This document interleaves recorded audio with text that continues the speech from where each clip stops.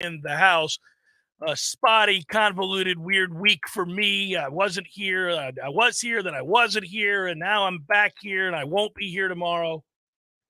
But I'm all good starting Monday. We're all locked in there. It's just a weird set of circumstances. But we get it all locked up. We get it all orderly.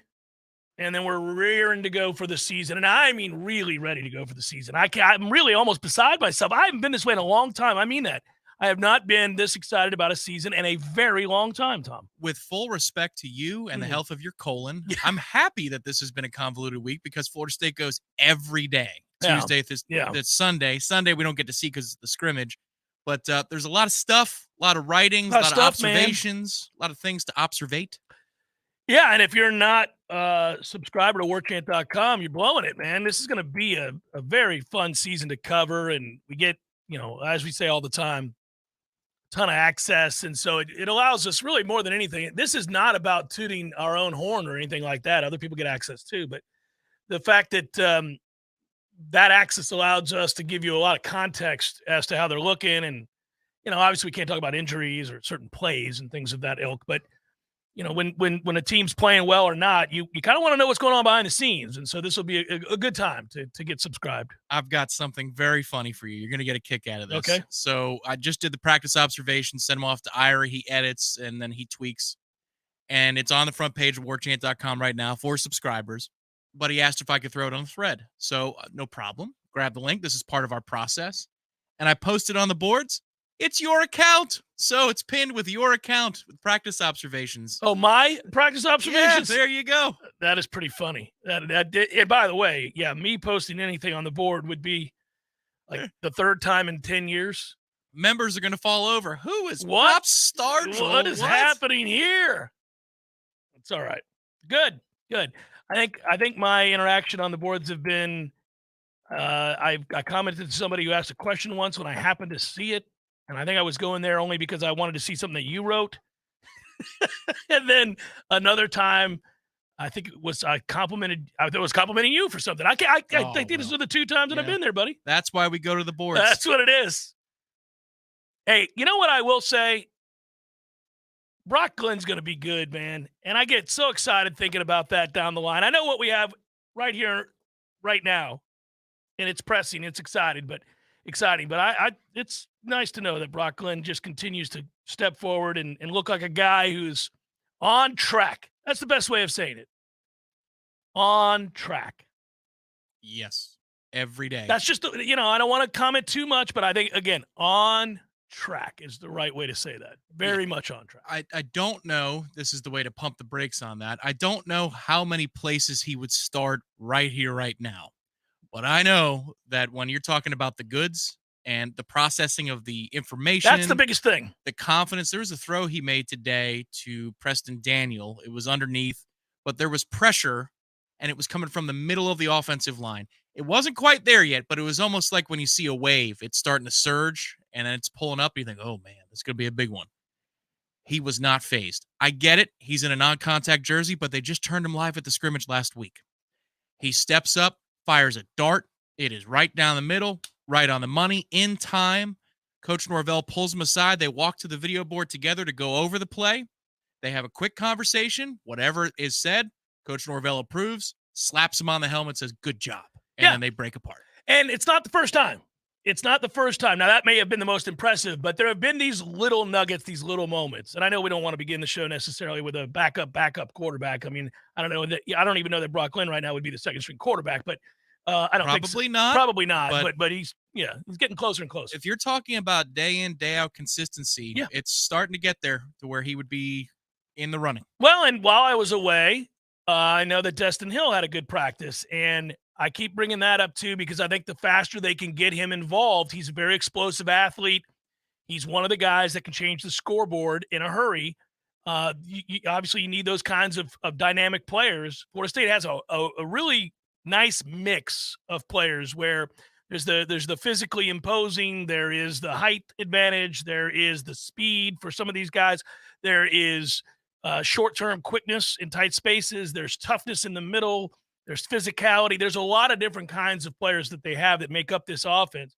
But you can never have too many guys that can change the scoreboard after a missed tackle or make you miss in a short amount of space and take it 80. And Johnny Wilson's not that guy. So you need another guy to be that person. And and I think Keon Coleman is obviously faster than Johnny Wilson, but he's not a burner. He's not like 4.2 guy. Destin Hill is a speed guy, a real speed guy. So more they can add to that group with that kind of explosiveness, obviously the better. I just didn't know how quickly could he get up to speed. Hasn't played football in 2 years. Yeah, again, yesterday was that day that Destin stood out, and it was just there was a variety of things. It was the break out of his route, the acceleration. We talked about that a lot with Vandravius Jacobs being the subject in the spring. How, man, you're a true freshman. You should be going to prom, and you can do that against a 21-year-old. Impressive stuff. Yeah. Well, Destin Hill pretty much is 21 years old. I don't know his exact date of birth, but he's removed. This will be a couple seasons off, and yet he has that polish to break off a route, and you go, oh, man. And it's against his good friend Greedy Vance. They grew up together. They're friends. And then he goes against KJ Kirkland. It's a straight line, and it's gone. I mean, it's out the gate. So you see those couple of things, and then later on he catches a pass yesterday in 11-on-11 from Jordan, and it was one of those moments where somebody's got to get open, make a play. And there he was. Right. As it wasn't quite a safety valve, but it was good understanding of where to be, and the timing on the throw was good, and it was from Jordan. So that's a good sign too. It's interesting. You said something to me, just a conversation we were having, and I think it's true every year. You're right.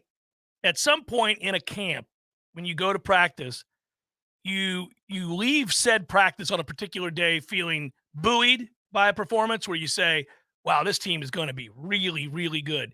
And you might even label that enthusiasm as unbridled passion, a little wayward, like maybe not quite as objective as you'd like it to be. And you can sense it. You say it to yourself. You're like, yeah, okay, let's slow our roll. There are still some things they can do better. But what is also true, there are days you walk from practice and you go, they're not any good. And you panic. You kind of look around like, does anybody else think this team kind of sucks? Yeah, like you have those extremes when you cover them on a daily basis. Every camp. Yeah, every camp. There's a day you walk off the field and think, national championship, they're too good. Who's going to play with this team? And then you have to catch yourself. Other times you walk off the field, you're like, they'll be lucky to win 6. Guys, I don't want to be the first to say it. They're going to be lucky to win 6. They're ass. They're ass, everybody. And then those two extremes aren't true. You know it. Yeah, and it's like later that night, when you have a chance to reflect, you'll look back, oh, I was being a little harsh. One bad day, kid dropped 2 passes. It'll be all right. They held this guy out. That changes things fundamentally. Yeah, the offensive line wasn't at 100%. Who knows? All that stuff.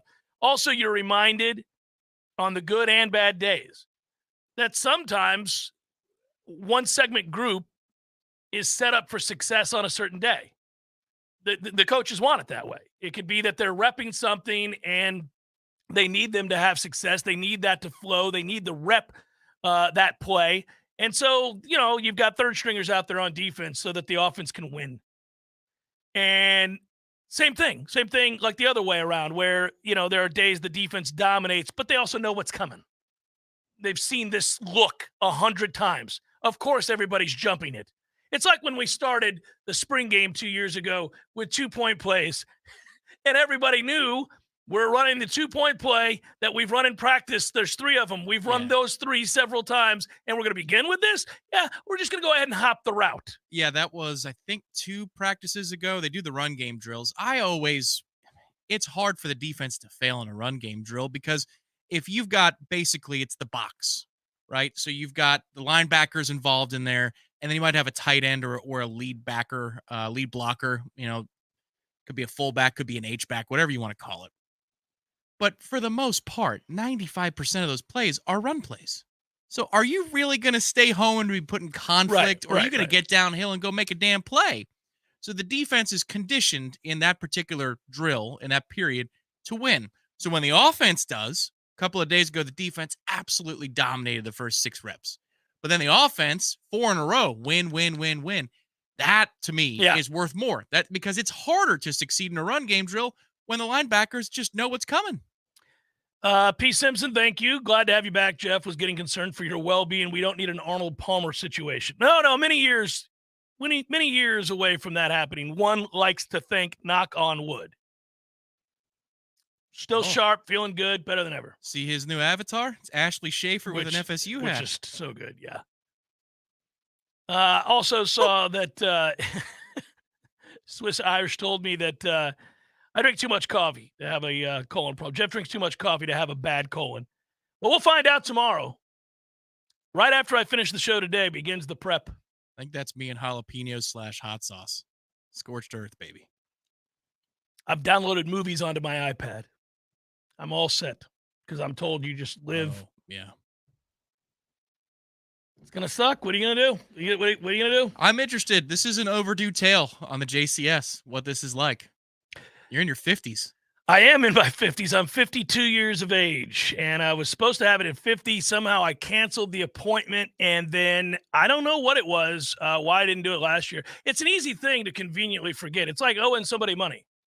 You can, oh, that's right, I do owe Jerry $20. I got to give Jerry that $20 next time I see him.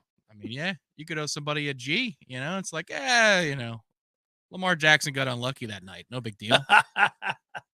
Only a few people will know that reference. Jeff writes, all these different networks talk bad about Florida State after the 15th. They're just talk. They're not going anywhere. Some people stupidly said that we're going to be here until the contract ends. Well, yeah, Jeff, listen, I really wouldn't worry about too much of what people are saying nationally about Florida State's situation. By the way, thanks for the contribution. Appreciate that. Yeah, I just think that for Florida State, it sounds like there will be another announcement that had nothing to do with the, meeting, Board of Trustees meeting that came and went. And I don't know, Tom, I just get the sense that out of nowhere, there'll be some sort of announcement. I don't disagree with that sentiment. Yeah. Now it's just based, if I'm them, what moment gets us the most eyeballs at this point? Well, how about the pregame show with Jeff and Tom in Orlando? How about as we're doing the show in Orlando from the Wall Street Plaza? There we go. Just outside of Hooch. I'm ready to go. I'm ready to go now. I can't wait for football to start. I'm really anxious for this game. I'm not even kidding. Like sometimes, you're excited about the start of a season the way any of us who love football, in particular FSU football, are. But this is different for me. I was excited last year because the game was in a cool place. I like New Orleans. I would have preferred it was in Baton Rouge. But at the same time, I love New Orleans. I love the music, I love the food, I love the people. So I enjoyed going to New Orleans. And I knew you had never been. I was excited to go in a weird way for you, just to see your face when we were walking around. And that was fun. It was great. It was a good time. But this year I'm more excited. And it's not because we're going to Orlando. I promise you that. It's because, although Orlando's coming up in the world, they're doing better. Especially at the Wall Street Plaza. That's right. Near the Hooch. That's right. Yeah. Where we'll be. Nothing says shooting hooch like moving from the ACC to the SEC. There you go. But I'm more excited because of what's on the line, the stakes of these, two of the first 4 games, the quality of this football team. These are realistic expectations for a great season, not just a good season, but a great season. I'm anxious to return to a place where Florida State is alongside and eventually surpassing Clemson for, at least for now, conference dominance. I want to get back to that place before we leave this godforsaken place. One more time, go ahead and win this thing on our way out the door. Let's make that happen. And show them the cheeks. Yeah. Nothing but cheeks, asses and elbows right here, baby. We're out. So I want that to happen as soon as possible, but it's also a possibility. And for me, that is, I don't know. It's kind of entertained my every thought. I was in Atlanta for the last 2 days, and it was funny. I ran into some people that are diehard Noles, and we were talking about Florida State. And one of the guys said to me, he's like, "Man, are you really, really excited? Like, really?" I said, "Man, yeah, I'm really excited. This game can't happen. I'm tired of practice. Now, I don't mean that a bad way. I mean, it's good to have access. It's good that we're able to provide all this and the build up to it. These days are going to happen no matter what. We might as well have access to it. We should be able to watch it to get a sense of who and what they are. But I kind of already feel like we do. Kind of already know who and what they are in a good way. There are still some battles taking place in the formation of certain segment groups, starters and backups. I got that. But we know who the viable options are for those spots. So I can, in my mind, entertain, well, if this person's at guard and this person's at tackle, this is what it's going to look like. I've seen them before. You've seen them before. Okay, well, maybe they're not. Maybe they're going to move this guy inside and move this guy outside. Okay, well, I've seen that before too. Either way, feel like we know what that group is. I know what Trey Benson is. He's stud. I know what he is. I know what Jordan Travis is. He's on the verge of another incredible season. More weapons than he's ever had to work with behind the best offensive line he's ever had and the most comfortable he's ever been as the leader of this offense. He's got studs to work with on the outside and real tight ends. I know what that group is. Put them in bubble wrap and let's go home until the first game. I don't want anybody to get hurt. That's all I do. I go to practice thinking of that. Or when you're at practice and I'm out of town, I'm thinking just the first thing when my phone rings and it says Tom Lang, I go, hey, man, nobody got hurt. That's all I care about right now. Now, defensively, I'll grant you there's a couple of things here and there, moving pieces that I want to see play out because I'm intrigued. I'm intrigued by a couple of guys that may end up either starting or playing a lot more than maybe we thought at the start of camp. Yeah, I think the secondary would be a place where there still are unanswered questions, but there are a lot of potential answers, if that makes sense. There's a lot of candidates and capable candidates, but how is it all going to fit together? That's still a question. I think receiver number 3 is still an open question. And that may be week to week and game plan to game plan. I'm starting to think that maybe that's the case. Is if you want to achieve one thing on offense, you have this guy out there. If you want to achieve another thing, you put a separate player. If you want to go larger and huddle up and dictate terms, then Marquise and Jaheim come off the sideline. You got Trey Benson out there. And now you line up Jaheim and Kyle, or Marquise and Douglas out wide. I mean, they're so multiple. That's what I'm saying, dude. It's hard to pin down. But third receiver, secondary, and then maybe some offensive line shuffling. I think those are the big things that are still to come. So I just would note that, again, I was driving back early this morning. By the way, this has to be a great omen. I left my brother's house this morning. He lives near Dunwoody.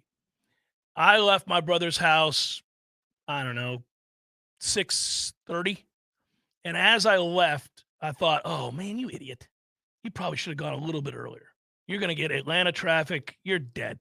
You're dead. Hello, McDonough. Yeah, like 85 South. I'm like, this is going to be. Oh, 85? Oh, you went the right way. Yeah, I did 85 South, which eventually gets you to 75. But you know what I'm saying. Yeah, so I'm going. And you know what? I breezed through the heart of the city, just whistling. No problems. Oh, you went that way. Yeah, through the heart of the city. Oh, yeah. Yeah, no problems. Not even slowed down. Just past each exit. I was like, what are we doing here? Yeah, it's like a car commercial when you do that. Oh, it was awesome. And then, I realized something. If I lived in Atlanta, I would cheat. I'd be in that, whatchamacallit lane with just a single passenger. I mean, I would do it every day. The Hub lane? Yeah, I'd be in the Hub lane. Enjoy the fines. Well, I'd be in that. I'd set a mannequin up next to me. I'd be going through the Hub lane like it was my job. There have been articles up there about them catching the mannequins. Like they've got a way to spot them with the cameras. Like, that's not a real person. I'd have the mannequin turned around like they were looking for something. The mannequin would be like turned over, grabbing something out of the back seat, like their work papers. Like, what do you mean? That's my friend Jerry. He's grabbing his work papers. What the hell? Like Disney is selling some of the robots from one of their rides. And like, hey, I'd like one. I need one. What do you need that for? Anyhow, I breezed on back to Tally. Got here by 11 o'clock or 10:55, something like that. So no problems. Except for I can't eat. So if I pass out during today's show, it's because I have not had anything to eat since 7 p.m. yesterday before. Yeah. Really? Yeah. 7 p.m. yesterday. 7 p.m. yesterday, shrimp tacos. They were delicious. Yikes. You really can't go wrong with shrimp tacos, though. Godspeed, though. I swear to God, man. I could eat shrimp tacos every day of the week. And then you've got the every day of the week. You got the giant jug. Is that coming up later? I got the giant jug. Hey, now. That will be at some prefer 2. 4 o'clock. My wife told me that you shouldn't make it, you shouldn't put it in the fridge because she did that. And then she was freezing, just constantly sipping from that thing. I was like, oh, okay. Jamie had to do that earlier this year, and you're in for a ride, buddy. Jeff Cameron Show, 93.3 Real Talk Radio and Warchant TV. Tax-free days are over everywhere but Fulmer's, that is. Now through Labor Day, we're going to pay the sales tax on everything Hey you're guys, buying. our next partner is AG1, the daily foundational nutritional supplement that supports whole body health. I drink it quite literally every single day. I began using AG1 because I'll be honest with you, I don't like to take a bunch of pills and vitamins, and I just wanted something that tastes great, was quick, and easy to remember. So I do it. I do it every morning when I wake up. I certainly have it right after my coffee and before I work out. And I will tell you this, too. It is a simple, effective investment for your health. You can try AG1 and get 5 free AG1 travel packs and a free 1-year supply of vitamin D with your first purchase. Go to drinkag1.com/JCS. Again, that's all you got to do is go to drinkag1.com/JCS. That's drinkag1.com/JCS. Check it out. It's delicious. It's quick. It's easy. It's proven. Vitamins, probiotics, whole food source nutrients. Start your day with it. You'll feel better. I promise. There's an installation queue. 222-7722. Parker Services. Comfort's just a call away. Invest in a peak performance membership and you'll buy peace of mind in knowing that you're extending the life of your system and probably saving money on your power bill too. The program includes comprehensive tune-ups that keep your system running at its maximum efficiency. And peak performance members get many benefits, including priority service. Members jump to the front of the line when their comfort system fails. And a 15% discount on all parts. The peak performance membership pays for itself over and over again. Call today and have peace of mind. And now offering electrical services too. Parker Services. Comfort's just a call away. Florida license number CMC 050334. There's no doubt that buying a home can feel overwhelming, especially if it's your first home. You're worried about location, school zones, square footage, inspections, insurance, loan approvals, interest rates, and of course the price. Buying a home could be the most significant investment you've ever made. But there's good news. You have our friends at Legendary Home Loans, and they're on your side and in your corner. They're going to go to bat for you. Shannon Young from Legendary Home Loans can help first-time home buyers get up to $25,000 for your down payment. For first responders, veterans, teachers, military, and healthcare workers, and that's not all. Shannon is an expert navigator of the home loan terrain, and you can trust that he's going to get you the most competitive interest rates and guide you through the process every step of the way. Plus, Shannon will also get your closing costs reduced. It's the Hometown Heroes program at Legendary Home Loans. Give them a call today, 844-FSU-LOAN. That's 844-FSU-LOAN. Or go to FSUHomeLoans.com and ask for Shannon Young. NMLS number 22700146. Hey, no fans, our partner ISF Inc. is a national management and IT consulting firm located right here in Tallahassee, Florida, solving the future for state governments through strategy, process, and technology. As a trusted advisor for state governments, ISF knows the importance of defining a clear and detailed strategy. Our friends at ISF can help your organization create a strategy that sets you on a path to success. ISF, your vision plus our expertise brings your brilliant ideas to life. Visit ISF.com to learn more. ISF, solving the future. We all want more energy, more strength, more results. Well, welcome to Orange Theory Fitness as you take a step towards feeling more alive today. Backed by science, Orange Theory's heart rate monitored workout is scientifically designed to keep heart rates in a target zone, spiking metabolism and increasing energy. Orange Theory Fitness is a one-of-a-kind group personal training workout resulting in more energy, visible toning, and extra calorie burn for up to 36 hours. Experience a more vibrant life today with Orange Theory Fitness. To find out more, go to orangetheoryfitness.com. Welcome back to the Jeff Cameron Show, sponsored by Legendary Home Loans, a mortgage experience designed around speed, simplicity, and customer service. Before you buy your next home, contact our friend Shannon Young with Legendary Home Loans. Visit FSUHomeLoans.com. FSUHomeLoans.com.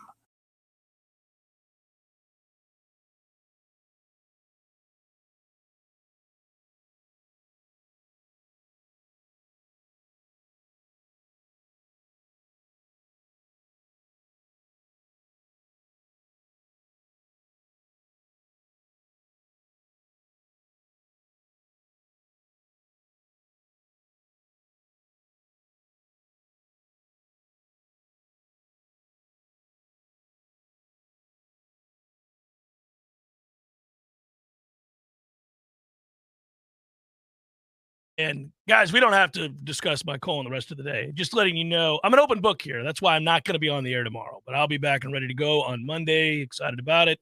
All that. Want this in the rear view, man. Ready to go. I'm done with this. Enough of this. It feels like it's been a forever build-up to this fateful moment. Just want it behind me. And I'm told the naps are great afterwards. Our ass is in the jackpot now, okay? Literally. I'm ready to roll. I'm gonna lay back and watch a lot of this BMW championship, little golf action, some preseason football. Already made money on Harbaugh yet again because he cares deeply. Yet again, another victory. That guy, bless his heart. Is that what tomorrow is? Round 2 of the BMW? Yeah. Tomorrow will be round 2 of the BMW when I get home, if I'm awake. Spieth's off to a good start, -3 through 6. That's great. He's the leader. There's plenty of action just getting underway. Sung J M, Matthew Fitzpatrick, Adam Hadwin, Xander Schauffele. Did Jordan make another bunker shot? Probably. Oh! You got to admit though, Tom, as much as we roll our eyes at all that carrying on about Jordan, he does make a lot of shots out of the ball. It's silly. A lot of chips, short game shots. It's really nuts. Now, a great percentage of them are coming in at warp speed and bash the stick. But they go in. But they go in. They do. After a while, you kind of just have to be like, okay, you need to do that. It's the old man who has the runner off the back window, but he slams it into the window, and you're like, man, okay. It goes in. If he ever misses that, it's going to be a long rebound, but he doesn't miss it. It's annoying. I asked you this last week. I'll ask you again this week. Do you have sort of a concern over any element besides backup center for this football team? You know my one concern. Yeah, I know that one. I'm eliminating it. You're not allowed to choose it. Kicker has not been good this week. Yeah, so I was not here this week. Obviously, you guys know that. So I did not see that. I did not like hearing from you that Etsu was beginning to miss some kicks, and he has not missed kicks this camp. He's been spectacular. But oddly, given my rooting interests, it was nice to hear Fitzgerald was missing a bunch of kicks too. So there you go. Oh, there you go. Yeah. It's good for everybody when they both miss kicks. I'm kidding. They're striking the ball okay, it Mhm. seems. It's not like it's Shanksville, USA, which is what we saw last year during practice. It was like, oh my God. Oh, last That year during was practice, you were like, this is a nightmare. It's the 34-yarder, and he almost kicked it out of the IPF. Yeah. How the hell did he do that? Yeah, it's troublesome. It's not that, but it's just it hasn't been great. And I think it Well- started over the weekend. So it's been a few days now. Now today, because of the circumstances of how they laid out practice, didn't see him try those kicks. But yesterday they were both 1 for 2. Keltner missed one wide right, and it was a missile, but You're not allowed to say those words. you Just say he missed it. sorry. Well, that's how he missed it. And then a stoink for Fitzgerald from the same distance, 40 some odd yards, 42. Had an opportunity to seize the job and couldn't do it.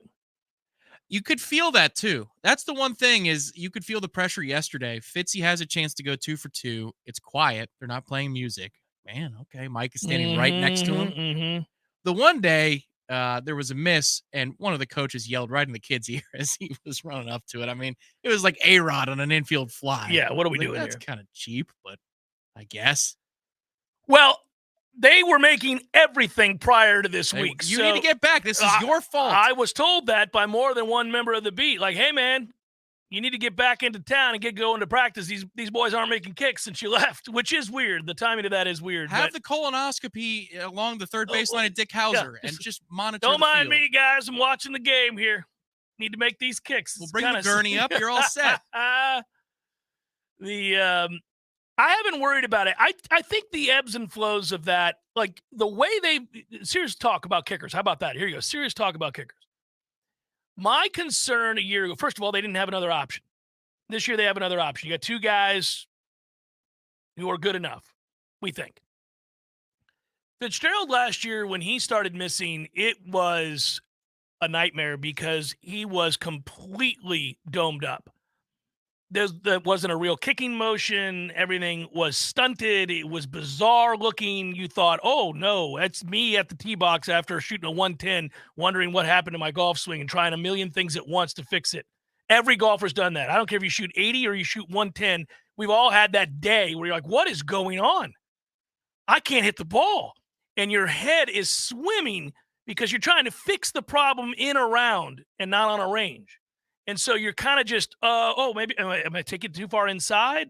Am I hinging my wrists? What am I doing?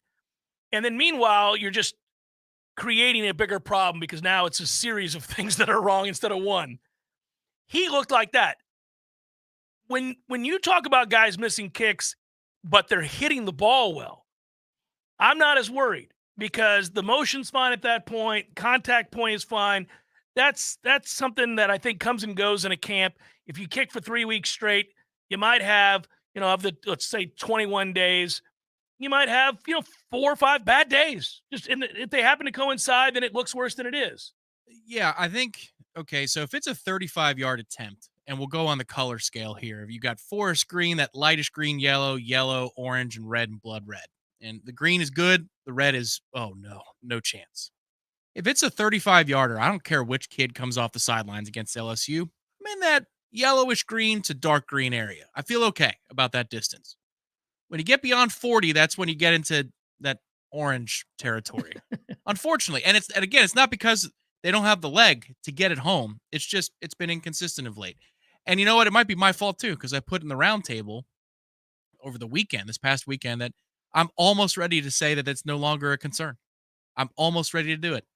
And they pulled me back in. Now you realize it's not my fault. It's Tom Lang's fault. They pulled me back in. Now it's at least a concern again. I think this offense is going to be prolific. They'll have a lot of opportunities to right their form with extra points and not field goals, and so that's okay. They'll get it together. We should be able to overcome it. There are 2 games this year, maybe 3, where maybe that could be a critical factor. The inability to cash in from 38 or 44 or 47, whatever it might be. I'll tell you what, though, I don't have another concern. I don't. It's backup center and the kicker. Everything else, they've got at least a reasonable solution for, if not an outright, okay, this is good. We're fine.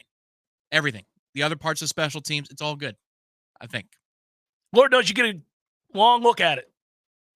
Plenty of special teams to work your way through on a given day. I'm just saying, turn over a rock. You could say cornerback. Nope, not worried there. Safety, no. Linebacker, we all know the situation there, but they're fine. And DJ Lundy's had a good week, which is important. And Mike Norvell praised him yesterday after practice. D-line, yeah, I'd love to have Darrell Jackson, but I think they've got enough answers in the interior. You might end up having Darrell Jackson. It seems like this has become a political cause du jour. It has. And I think it's low-hanging fruit for all of them to Of score course some it points. is. You know how easy it is to say the NCAA should approve a kid's waiver if he's doing it to be near his mom who's ill? Anybody, Republican, Democrat, doesn't matter. Anybody, that's low-hanging fruit. Which is why it was bipartisan today. But, I mean, if they keep coming with them, maybe. I don't know. I mean, maybe. You got 12 congressmen today? It's enough to roll your eyes because you know what they're doing with the grandstanding. But, I mean, it could happen, sure. It'd benefit him and us, obviously. It'd be great, but they've got answers there. Edge rusher, I feel fine. The tight end position's loaded. O-line's got options. It's just a matter of what's the best 5. And Mike Norvell did say after the scrimmage that they would be full strength this week. I think he was accurate. So here's those descriptions. Well, there you go. That's actually important because there were some guys, now that he's noted that they're full strength, we can bring this up. He hasn't said that post-fact, but he said this week he would be getting, Yeah, so the point would be that guys and we're not allowed to talk a lot about that, and I still won't delve that deeply, but they had a couple guys that we thought potential starters, one case maybe a starter for sure, not entirely certain, that were not playing for the better part of a week. They were there. It was nothing catastrophic. They just weren't participating in full contact. They had a management plan. Right. A lot of guys who played a lot of football. Right. And Coach talked about that, so we can talk about that, and without naming specific players. But now those guys have been infused into the lineup and they're getting their reps. And you've said before that you think it's very noticeable. So that's exciting because I do think there's a clear, I would say about the offensive line. Go back to my interview at the start of spring with Atkins. He said they had 12 fighting for 5. All right, 12 players that he thought were viable contestants for the starting 5 of the offensive line.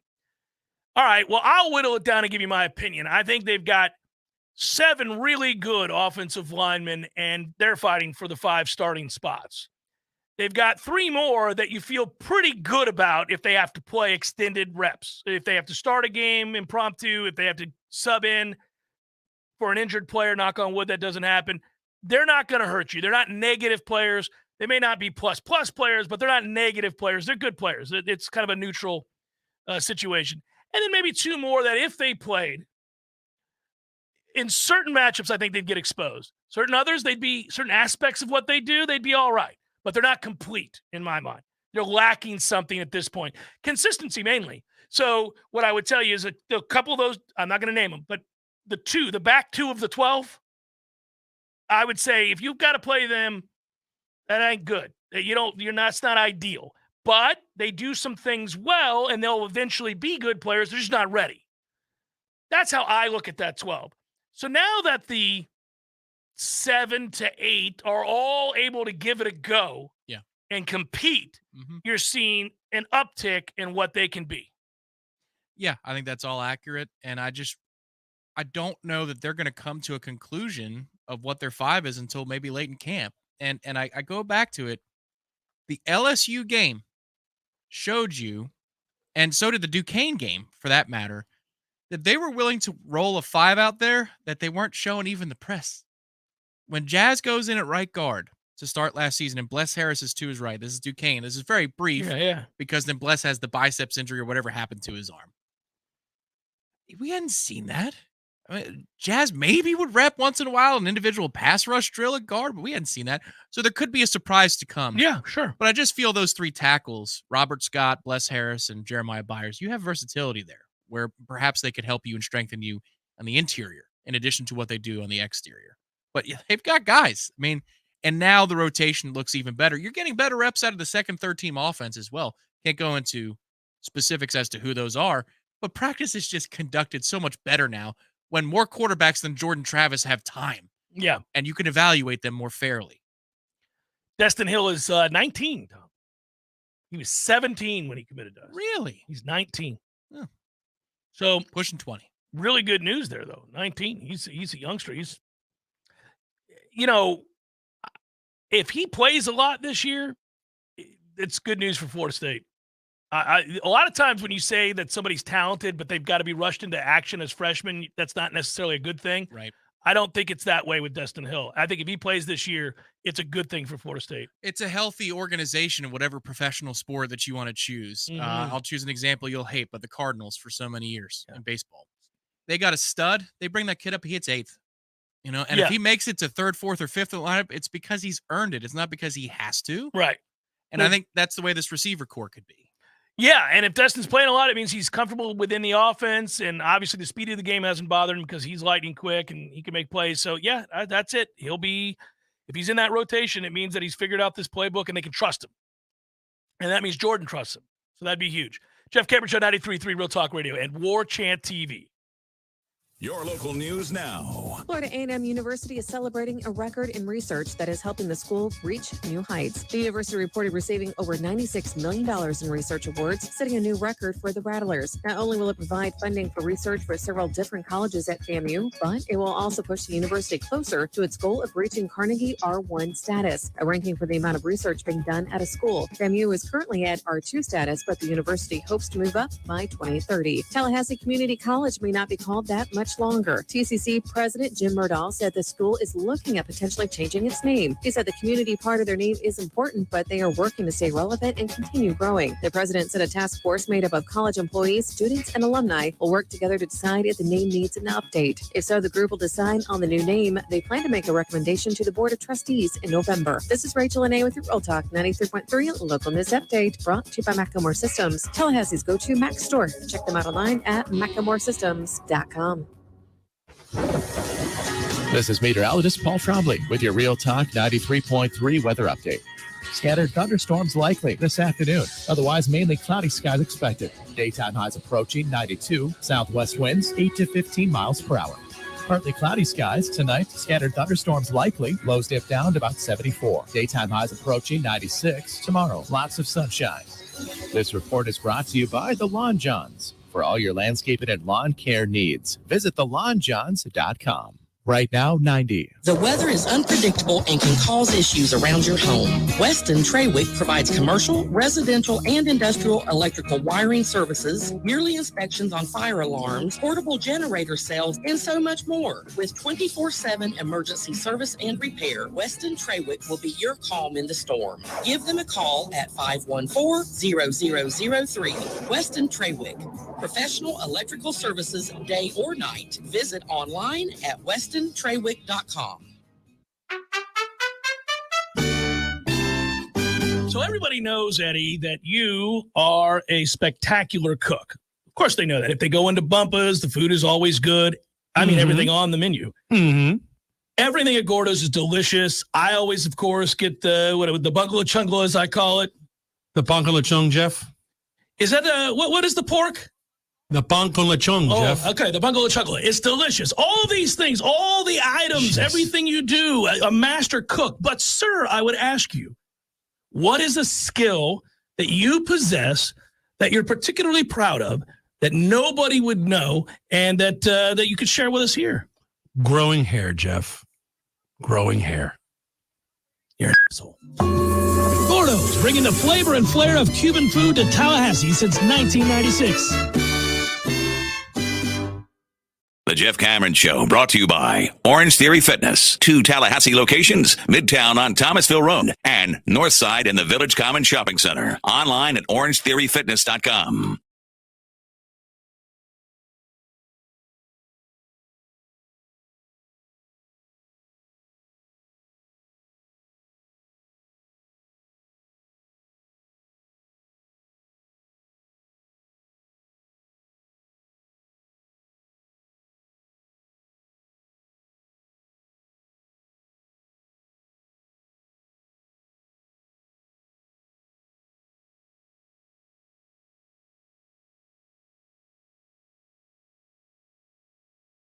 Hey, Michael, hang in there on that traffic, buddy. I just got lucky. I had 0 problems today. I know you don't want to hear that, but thanks for listening to the show while you're in traffic. A lot of you do that. That's a good thing. He certainly has time to log into the YouTube chat if he's in bumper to bumper. He can actually view the video and type in a message to us. Absolutely. Now I am, you know what I should do? I should go back to this. Let's do this together, everybody. I haven't done it since last week. Here you go. Answer is clickety-doo. Great radio. Oh, wow. 8 days. Tommy, 8 days till they start playing college football. 8. Single digits. We made it. 8 days. I'm doing the rock, like you smell the air. 8 outstanding days, my brother. There were some football wins in Atlanta. It was stunning. They had football wins. They had front come through. It was low 60s in the morning. It was high of like 83 on one of the days I was there. What did they sound like? Oh, they didn't earn that yet. Okay, all right. I'll give you the sound. The second I feel them here. Yet to feel them here. We had a whisper of a football win at practice before the heat index decided to never come down below 110. Did you? Yeah, we all looked at each other. I go, do you feel that? You guys feel that? Yeah. But I didn't dare say it because I knew it was fleeting. That's the sneaky part too. If you meander over towards the IPF roof of Hauser, it's like a little wind tunnel. You get a little extra breeze. But that win that we got that day was a legitimate. It was a dude. It was, what the hell is this? He was knocking. He's like, I'm trying, guys. I'm trying. My warm brethren over here will not leave me be, but I'm fighting through. Just want you to know I'm here in the distance. It gave me hope. It gave me a little bit of hope. I thought, okay, all right then.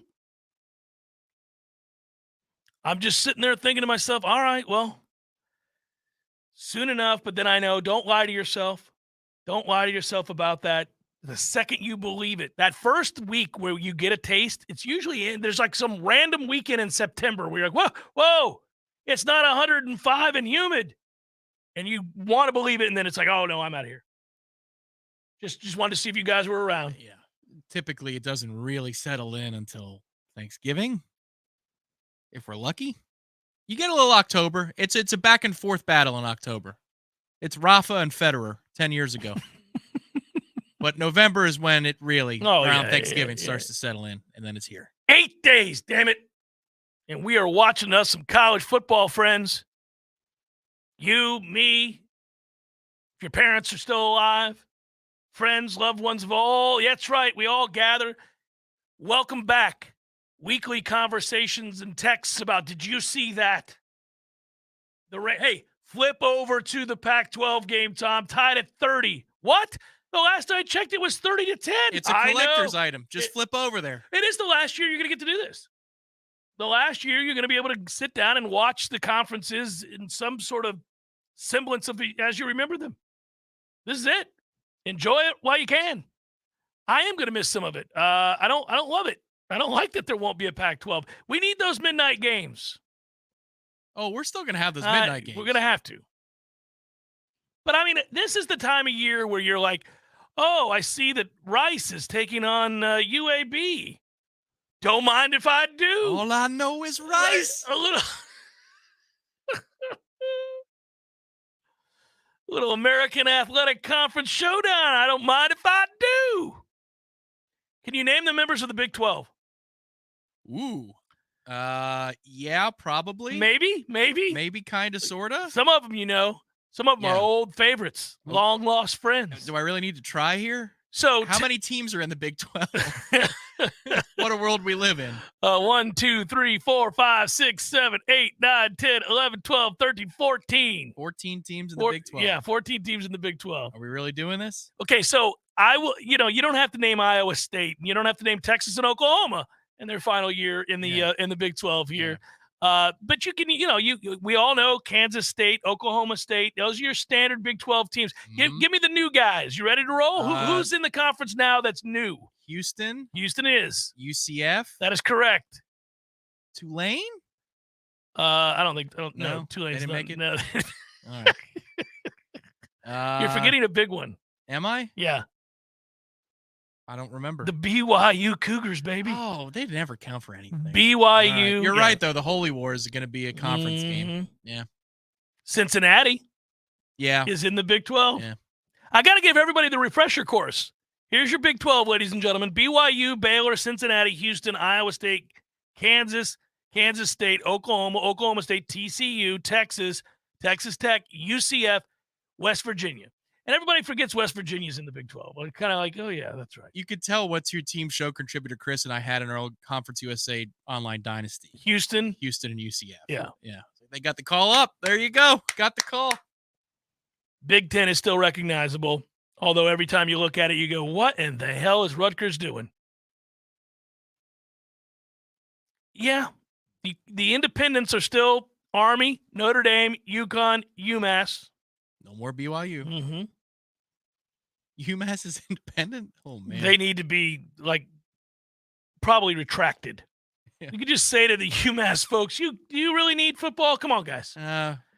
You don't really need football. You're right. We're done. Yeah, you guys haven't mattered in forever.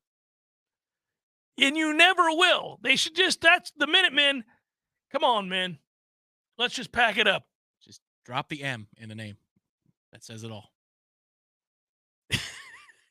They play New Mexico State, Auburn, Miami of Ohio, Eastern Michigan, New Mexico, Arkansas State, Toledo, Penn State, Army, Merrimack. Big game against Merrimack. Got to get that win against Merrimack. Liberty and UConn. Merrimack. You know what that reminds me of is the bottom line in the late 90s when they would scroll through every score and all you wanted was the damn Florida State score because they were on pay-per-view that day. They were playing Duke, and we got to wait for Merrimack Gardner-Webb to clear on the bottom line. You're just going, come on, man. Yeah, Merrimack, really? Yeah, the games, the times where ESPN, every year when women's college basketball or women's basketball starts, you get confused when you see what? Oh, WCBK? Yeah. Yeah. And you'll just be laying there, what happened here? Duke gave up 70 points today? We're not ranked. What is this? What is going on here? Yeah, you end up confused. Laying on especially if you're kind of fading in and out of that noon Big Ten matchup. Beth Mowens or Pam, whatever her name is. Well, now it's Big Noon Saturday. Fox has that now. Pam what? Pam Ward. Pam Ward. The Pam Ward special. I temporarily forgot that Pam Ward's special. I was curious, writes Joseph, if we would have jumped out of the ACC on the 15th, would it have messed up the Ireland game for next year? Likely, Joseph, I think so. It would have.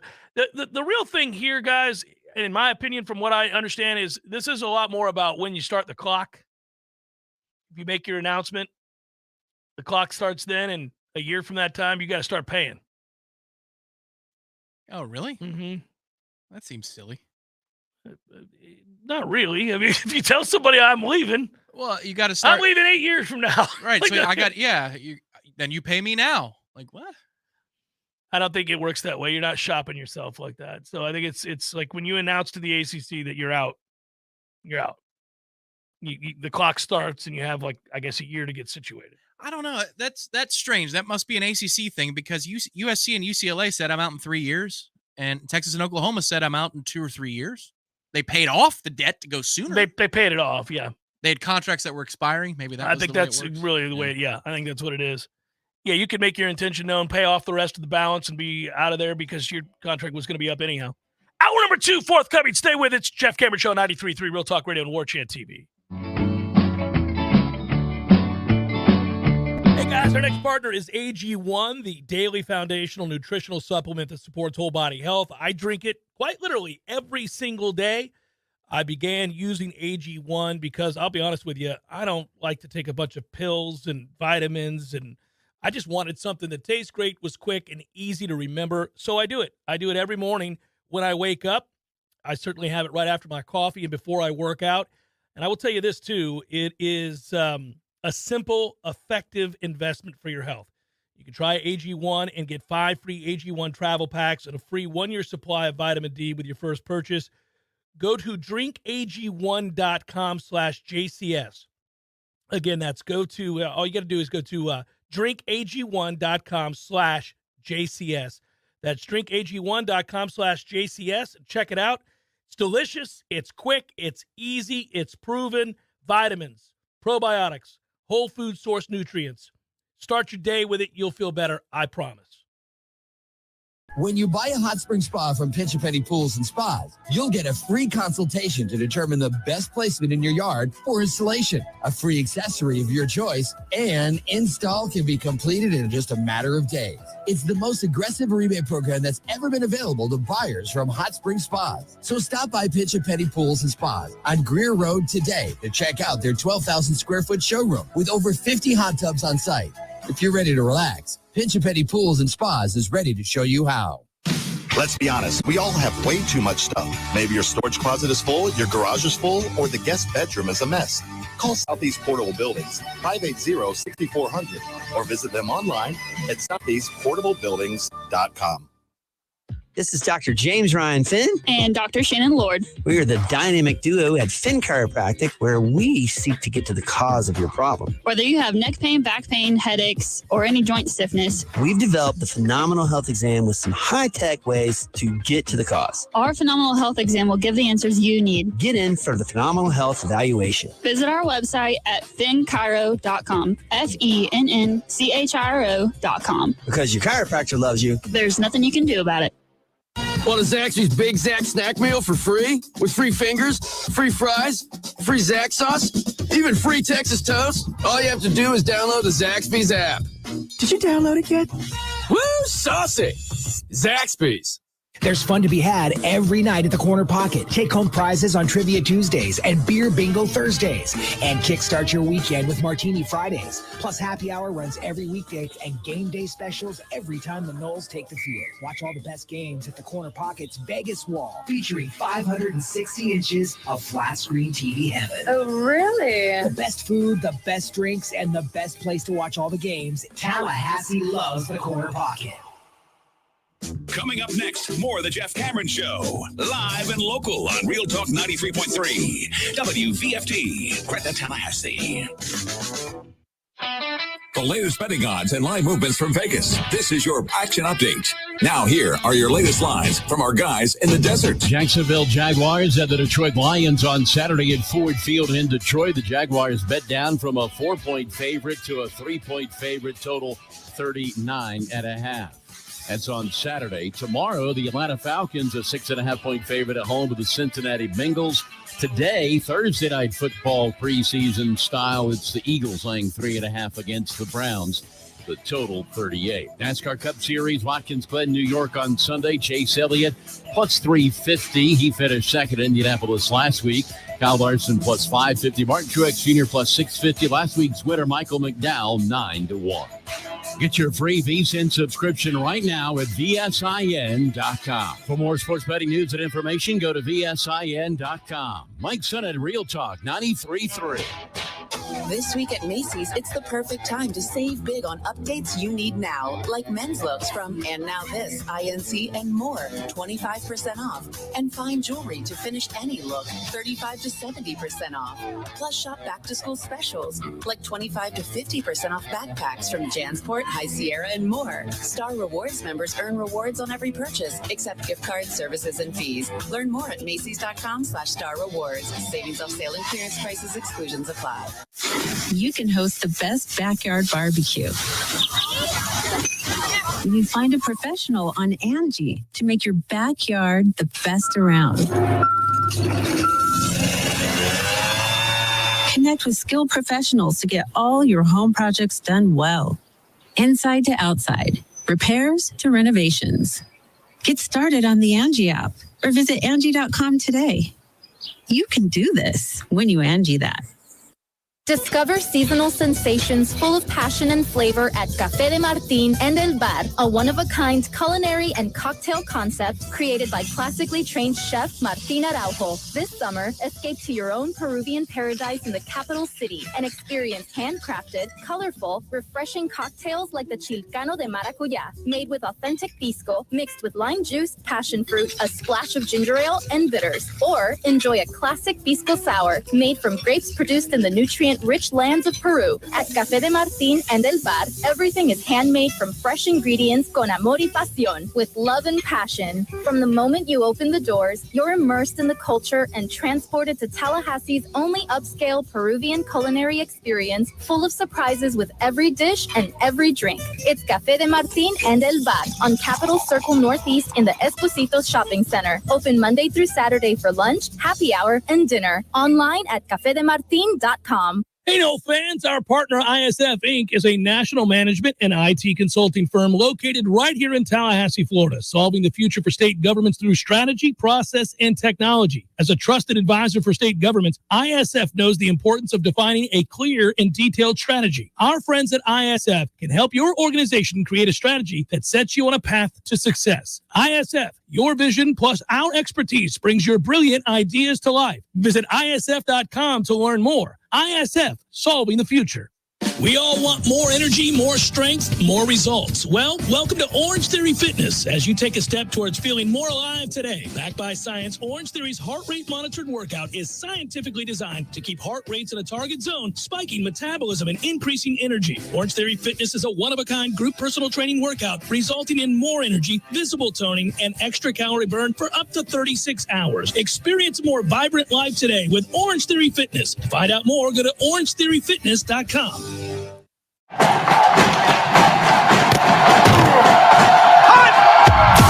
Broadcasting live from Florida's capital city, this is the Jeff Cameron Show, brought to you by Orange Theory Fitness on Real Talk 93.3. Now, stop what you're doing and listen closely. It's time for the Jeff Cameron Show in 5, 4, 3, 2, 1.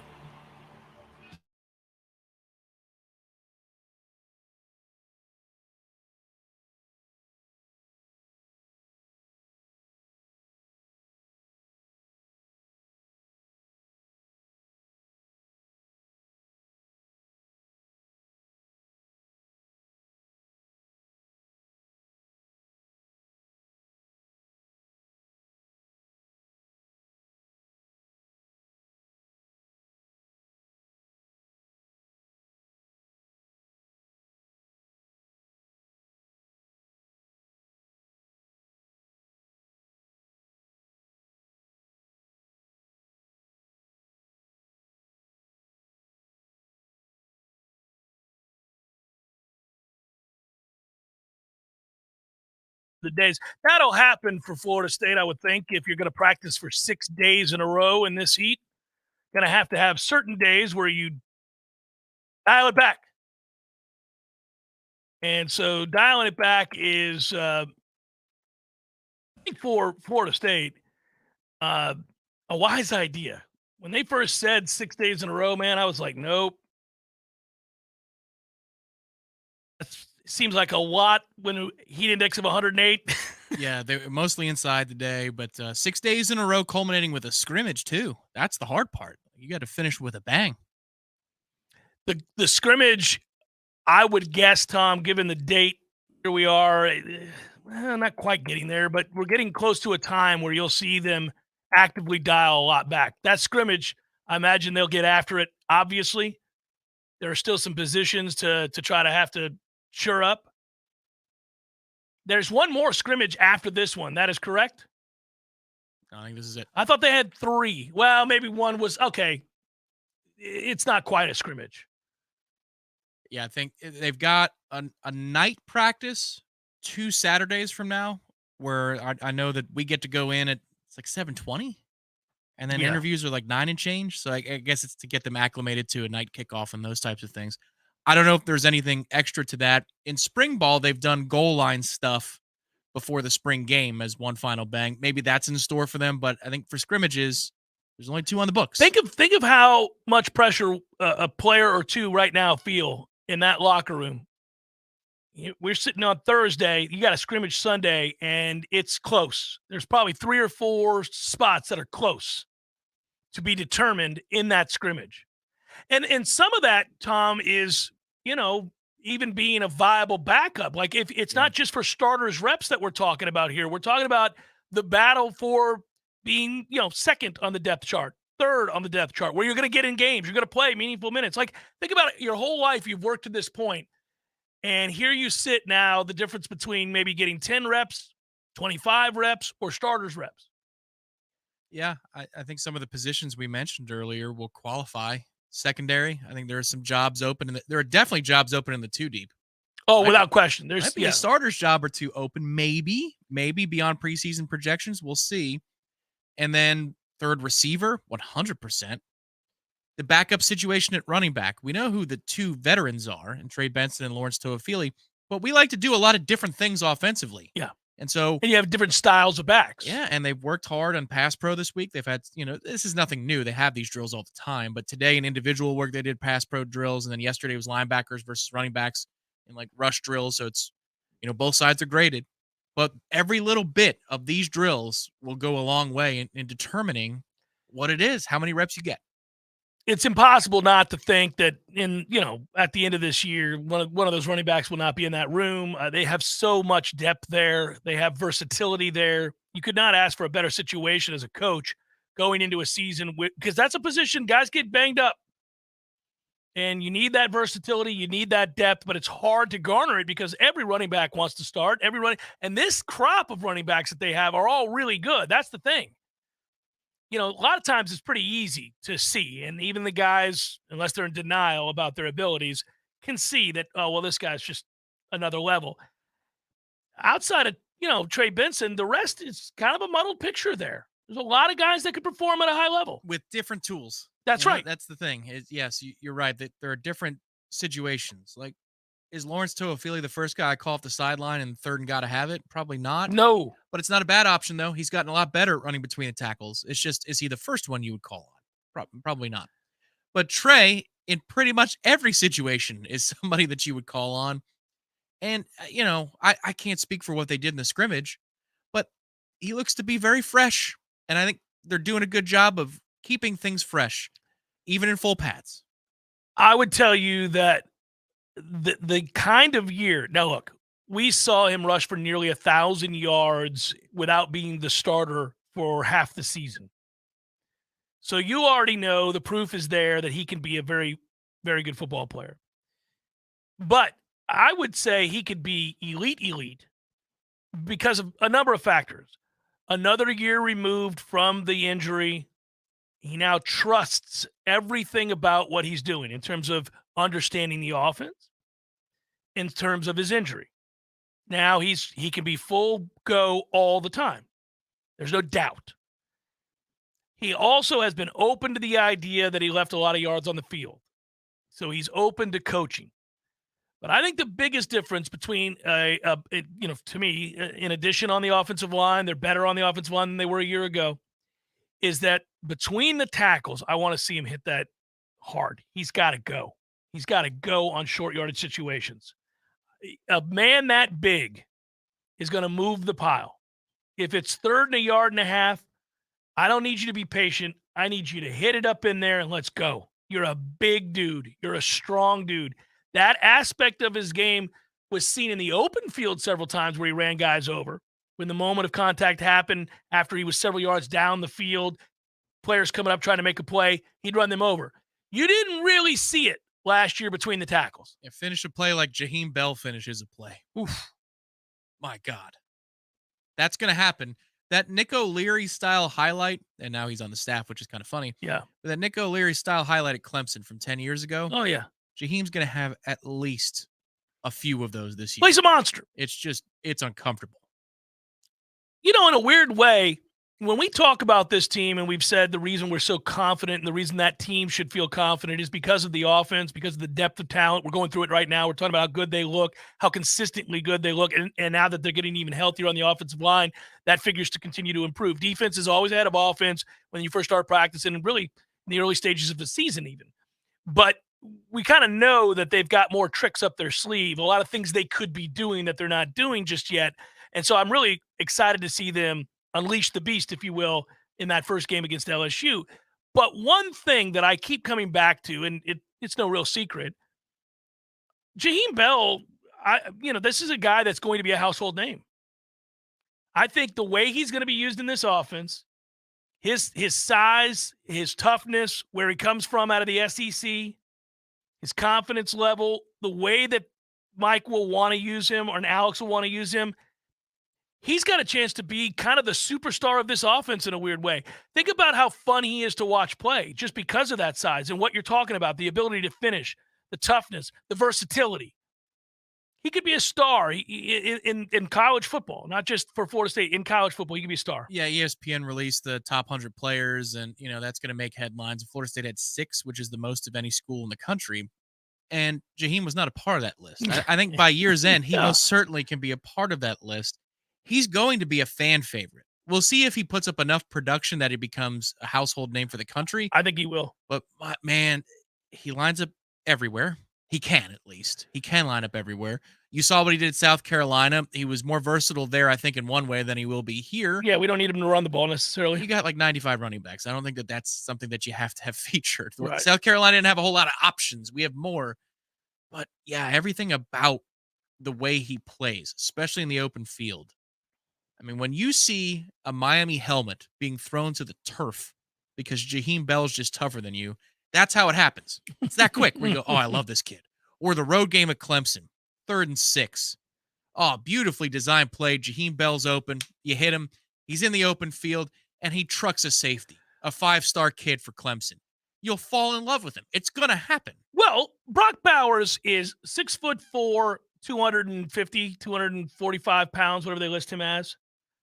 And he's a freak to the point where people will talk about Brock Bowers being picked in the top 5, and that doesn't happen for tight ends very often. Look at the measurables for Jaheim Bell. He's not dissimilar. No. He's not dissimilar. Now, look, Brock is a freak, and he really is, on that offense especially, just something truly special. I'm not trying to tell you Jaheim Bell is Brock Bowers because Brock may be the best I've seen in a long time. I'm just saying he's not crazy dissimilar. But you would marvel at how big of a human being Jaheim Bell is if it wasn't for Marquise being 285 yards and being a big part of this offense too. Like, he would look even larger if his segment mate wasn't nearly 300 pounds himself. But that's a dense dude who moves at high speeds. He's huge, and he can really go. And I don't know what we'll have to ask him. I don't know what Jaheim runs, but he's not slow. And Bowers runs like a 4.5 or a 4.45, which is crazy for that size. I mean, that's why he's a freak. But I would you say Jaheim's probably 4.6-ish? I mean, he's 4.65. I mean, it's hard to say, but yeah, football speed wise, you're not like, man, he's slow. You No, never go, that's oh, what I man, mean. That's what I mean. get the motor going, big man. Like nothing like that. No, I really think more and more just that he'll be a star. Best play yesterday might have been Jordan hit Johnny with a lot of really good plays yesterday, but it was a Brock Glenn throw to Jaheim, and it's in a situation where it's not desperate, but you got to have a big play. That's kind of the way they situated the two sides of the football. Boom, they're out there, and Brock throws a seed, and it's Jaheim, and it's just everything about that connection. They're going to pass each other like ships in the night in their time at Florida State, but that moment, you could either marvel at the throw Brock made, right, or just what a weapon Jaheim Bell is. Your choice. Either way, you're happy. He's too big. He's too fast for a linebacker to cover. He's too big for a safety to cover. He's a nightmare. It's going to be a problem. He's going to have a huge year, and they'll want to throw to the tight end, and he's going to be a huge part of that. And he can stay on the field because he can block. So you don't have to change personnel. This is the biggest thing about why this offense can be great. They can keep the same personnel on the field the whole time and play fast. And now you don't have a chance to sub because we're not subbing. Here we go. We have the versatility to keep them out there. Let's go. And I think that's why, because, again, if you're trying to run with him as a linebacker, you're screwed. And if you're trying to cover him as a corner or a safety, you're screwed. You can't do it. He's a problem. The other thing is you just look at the history of a Mike Norvell offense. He loves this position in the offense. He loves to scheme for it. And so even if you were to key on Jaheim Bell, which I don't think you can, I mean, if you're game planning and you have to circle a player and say, I got to stop this guy, can Jaheim really be the first person that you circle? I don't think you have that luxury. Not with Johnny, Keon, and Trey Benson and Jordan to think about as a dual threat. But Mike, let's just say that their receivers were last year good, which is better than 2020, certainly in 2021. But this year's receiver core you love a lot more. If it was Pokey and Johnny that was green, Mike would still scheme Jaheim Bell wide the hell open. I mean, think about the LSU game. Yeah, Jordan's best throw arguably was to Cam McDonald up the seam. It was a drop. It was dropped, and I was furious because it was a dime. And that was not an easy throw, by the way. No, everything about that play, too, was beautifully constructed. You're like, oh, man, this is well done. And the play's not made. You design that play or something along those lines for Jaheim, buddy. Yeah, it's a touchdown. All day. They're going to – dudes will bounce off of him. The second most dynamic, or probably okay, so Jordan we keep doing this, and I feel bad because Jordan Travis is what makes it all go, and we know that, and he's a star, and he's Yesterday, he was outstanding. well, and he's going to continue to grow because he's confident, and I don't know that he was lacking confidence, but he had a year under his belt now where you could say you're bona fide. You won us some games. A lot of times quarterbacks are there just not to lose games. I've said for years when you watch the NFL, there's a handful of quarterbacks that go win games. Just go win them. Brady did that forever, and that's why he was, Brady. And Mahomes does it now. Like, he just goes and wins a game that, frankly, the team is outplayed. He'll just go win a game. So Jordan went from a guy that could make some spectacular plays. Put you in position, but was pretty inconsistent. Certain throws he just didn't have in the bag. He went from that guy to a guy that makes all of the throws, is confident, and will go win you a game. And the team's better this year. So I don't want to keep overlooking him when we talk about stars in the making, but because he can be, yes, dynamic, but he can also be a facilitator because he understands the offense completely, and he pre-snap reads really well. So he knows where to go with the ball based on the look he's getting. Who's the other guy? Because I just said Jaheim Bell is going to be a household name this year. Is there another guy that isn't already? Because Johnny Wilson, by the end of last year, was on everybody's radar. If you like college football, you saw enough of him, certain big moments, whether it be the bowl game at the end of the year, whether it be the Louisville game, whatever the game it was that you tuned in and you saw him make big plays. Is there another guy? Well, Keon Coleman might be the answer to that, but people should know him too because he was good at Michigan State. Is there another player? Because Jaheim Bell's a guy that if you go around and talk to people outside of the group that covers this team, they may not know that much about him. I'm wondering if there's another guy. Yeah, well, there are two candidates. One is Destin. Yeah, Destin's the other candidate I was going to say. But the other one is Biscuit. I could see where, you have TV setup for a game, let's say it's game day for Florida State or whatever, you got a national team broadcasting, and they talk about Bell and Douglas, like combined, what the two tight ends do.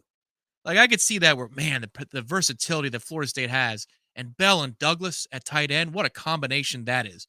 It's almost attached to Jaheim, and it brings Biscuit along for the national media. Right. We already know and love what Biscuit became in the back half of last season, but he's had a really, really good camp.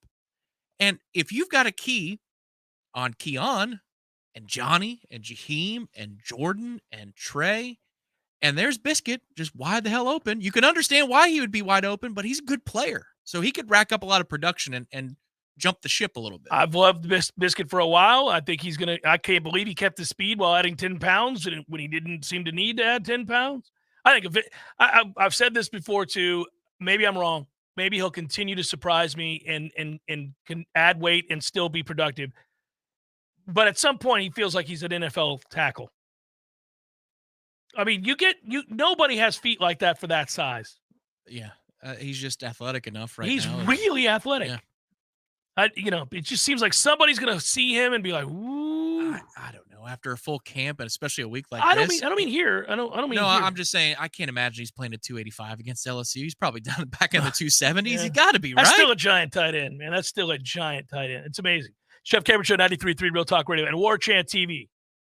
I can walk again. I can cross my legs again. I can wear heels again. After years of living with chronic joint pain, Andrea Southern is now living a normal life, pain-free, thanks to natural biologic treatments at QC Kinetics. We tried everything, and my husband had heard the commercial for QC Kinetics on the radio, and he told me to call him and check it out. That phone call changed Andrea's life. QC Kinetics used powerful natural biologics to treat her aching joints. It's high-tech precision medicine that can restore and repair damaged joint tissue with no surgery and no drugs, providing lasting relief. I felt like I was in my 20s again. I could tie my own shoes. Really the little things that you don't think about. Pain in your hips, knees, back, shoulders? Get rid of the pain now. Call QC Kinetics. 850-391-4280. That's 850-391-4280. QC Kinetics. 850-391-4280.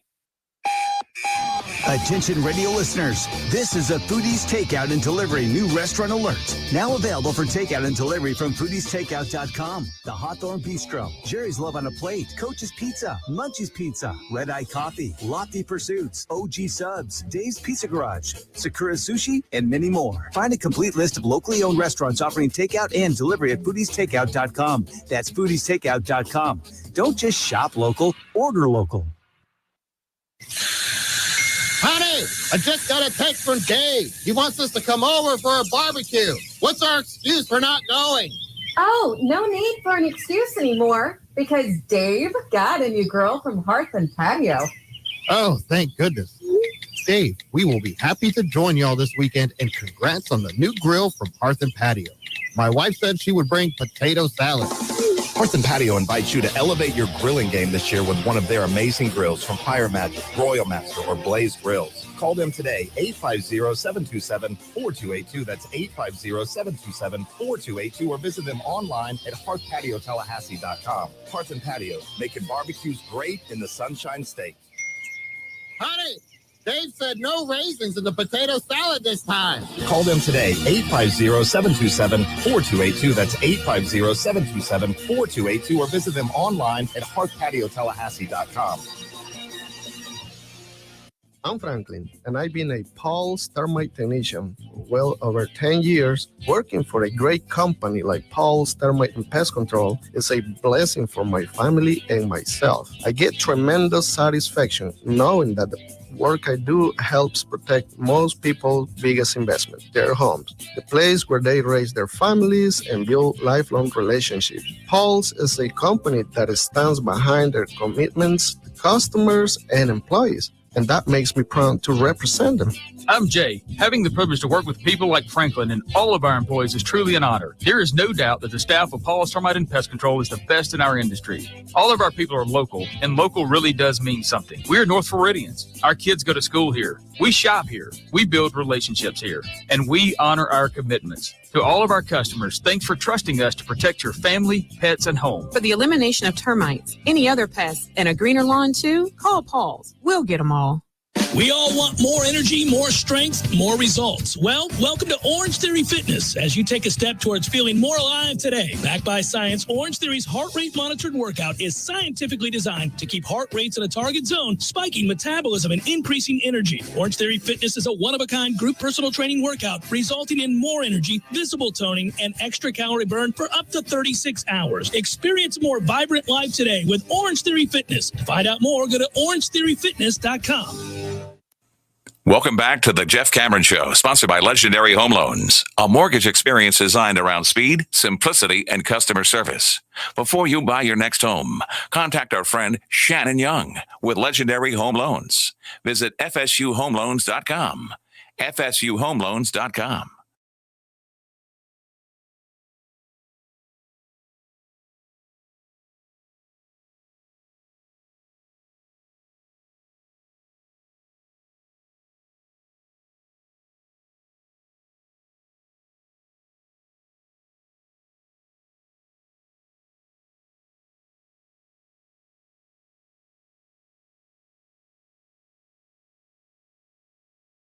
Can't hardly talk about you today the way I normally do because I can't eat Zaxby's or anything else for that matter today, and I haven't eaten for a long time. And talking about the deliciousness that is Zaxby's kind of pisses me off right now. I tagged you yesterday because I was splitting that split top bun. Getting after it? A little post-practice. Well, it's right on the way home because there are how many locations? Well, what's Marqueson's jersey number? That's how many locations there are in Tallahassee. Zaxby's 18-year Golden Chief boosters, but I didn't care about the booster part yesterday. I was hungry. I wanted a chicken sandwich, and I got it along with the barbecue sauce plus the tongue torch, mixed it together. Oh, in that split top bun. Little mixity mix. Mixity mix. Nicely That was done. the way to do it. I think if Bell and Morlock were not here and McDonald came back, Biscuit would be the starter. I agree, James B. Blake wants to know, what are the chances Florida State could go independent? Not good. Don't think they would. And the reason is, again, scheduling. Pretty difficult as an independent. Don't think it would happen. P. Simpson, that's correct. 423 Tallahassee locations. Yeah, that's it. They're everywhere. Congratulations. Ryan wants to know about Cam, the running back coming in, who's a stud. Is really fun to watch. Is going to be, I think well, speaking of stars, I think he's got the chance to be that. Cam Davis is a big guy who is low center of gravity. 5'9", 230 is a problem. Yes. Yeah. They have recruited both a bruiser in Cam Davis and then a local product for the Lightning element. You got Thunder and Lightning coming in the 24 class in the running back room, but there are a lot of cornerstone players in this class. Mm-hmm. You got your quarterback. You got your everything running back. You've got members of the secondary, maybe more on the way soon. Well, KJ Bolden's pretty big get. So is Charles Lester. Yeah. Yeah. And perhaps more on the way, like you said. Yeah. Well, it's good times. Good times right now to be covering Florida State, rooting for Florida State, hoping for Florida State to be good. You got a lot of reason to hang your hat on that and believe it's going to happen. Fleetwood Mac writes, does the Revenge Tour start this year? Funny that we bring it up. I brought up Revenge Tour many, many moons ago. And now we talk about it. It's a thing where you look back and you say, okay, is this it? Is this the Revenge Tour? It's a hard question to answer. The revenge that you want to get in particular are specific to two teams. Wake Forest, who I'm done with, and I've been done with, especially now that they've gotten all uppity. Talking about we're the most, high-profile team in the ACC since whatever the last 3 years, whatever the nonsense is that their athletic director pointed out. So there's that. And then if they are, they won't let us sit on the hill, right? They'll be sold out. Without question. I mean, they're popular, Tom. Right. But that game, and then the only other really that I think we talk about all the time is, look, Clemson, you got to get past Clemson. Give Clemson credit. They've been dominant in this conference. hell, nationally. They've been dominant. Now, we might think it's time. Looks like they're waning. There seems to be some cracks in the facade there. I agree with that. But until you go beat them, and if you can send a resounding message by going up there to beat them, but until you do, man, you're just on the wrong end of something that is creeping very, very close to a platinum bohica. That's insane. I really never thought I'd see that. You were 43 the last time we beat Clemson. It's dumb. 43. Dumb. So anything that's approaching a platinum bohica status and you're on the wrong side of it is not good. This has to stop. I think we now know the term for 15 in a row. It's the platinum bohica. No, we're not doing that. So let's go. Revenge tour again. It's just those two games because you are you going to revenge the 45-3 ass kicking you delivered Miami? I mean, we need to avenge those 3 points we gave up. We're going to avenge the win over Florida, avenge the wins over just about everybody else. Yeah. I don't know that I would label this a revenge tour. You're waiting until after the Clemson game? I remember, so this gets brought up a lot because we're good. How good is the debate? Not if we are good, how good. So when you start feeling yourself like that, you start thinking to yourself, we're good. I'm feeling a little froggy around here. You tend to make grand proclamations when that happens. But I do recall 2013, 2014, even 2012, and we turned out to be wrong. Those felt like teams you should make grand proclamations about. And you're not prepared to in this situation. And I just don't think I am. Wow. I still think they're good. Really good. I don't know, man. All right. Do you? Well, you asked me about concerns beyond backup center. Well, listen, revenge tours to me almost are like, this is surefire. This is going to happen. They're going, there have been years where Florida State, 2013 is one of them. 99 was one of them. I mean, I remember going into the 99 season, I actually thought they would go undefeated. And I asked somebody if they didn't, would this be a bitter disappointment if you don't go undefeated? Like, that's how armed and ready they were to play football that year. They were that good where you could ask with a straight face, if you don't go wire to wire undefeated, is this season a bitter disappointment? Okay. How about calling it the ACC Revenge Tour instead of the Revenge Tour? I think that's accurate. Does that settle it a little bit more for you? Because that first week is what it is, and then from there, run the table. You win your next 11, including all of your ACC games, and let's go to Charlotte. Let's be done with it. What are we waiting for? Oh, they ought to stomp ass every week in the ACC. I mean, look. Stomp it. This is, the schedule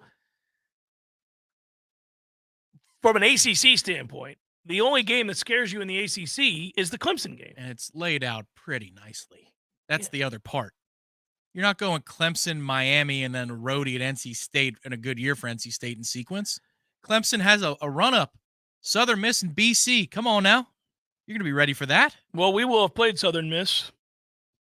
Oh, I thought you said I'm Clemson. saying it's the run-up. Yeah, ours is Southern Miss and BC back-to-back. Yeah. That's the run-up for Clemson. You got to buy 3 home games in a row against the likes of Syracuse and Duke and Virginia Tech. That and then you play Wake off of that. You're going to be ready for Wake. All right, done. You're not scared that it's at Wake?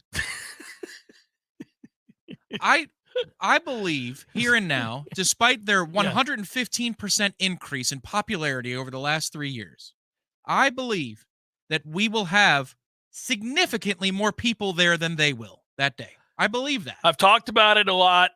I think that you have to put them back in their place. Settle this. Let's be done with it.